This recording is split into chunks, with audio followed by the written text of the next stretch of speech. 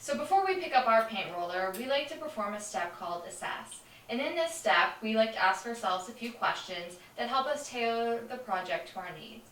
And right now we're going to review a few of them with you, which include priming, wall textures, and lead paint.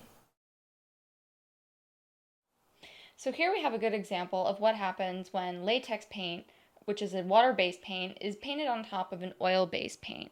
Remember that saying, oil and water don't mix? This is what happens. The latex paint does not adhere, therefore you'll eventually get peeling. Here we have an area of rough texture and smooth texture, which is probably the result of wall repair that had been performed years ago. And no matter how hard you sand, it's very unlikely that you will get them to the same smoothness level.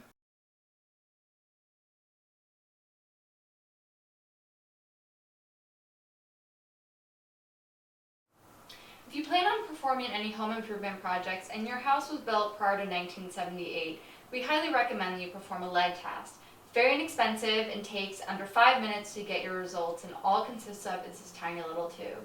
We're going to show you how to perform one right now.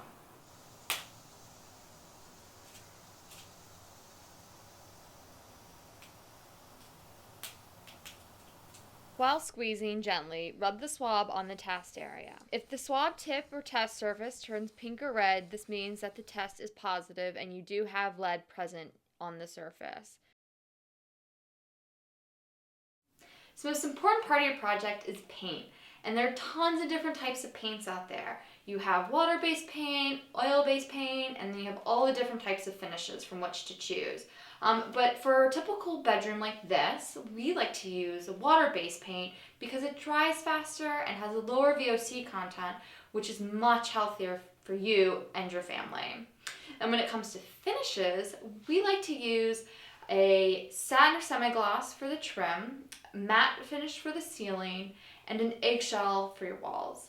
But there's so much more to learn about this, so go to DIYBauen.com and check out our library articles.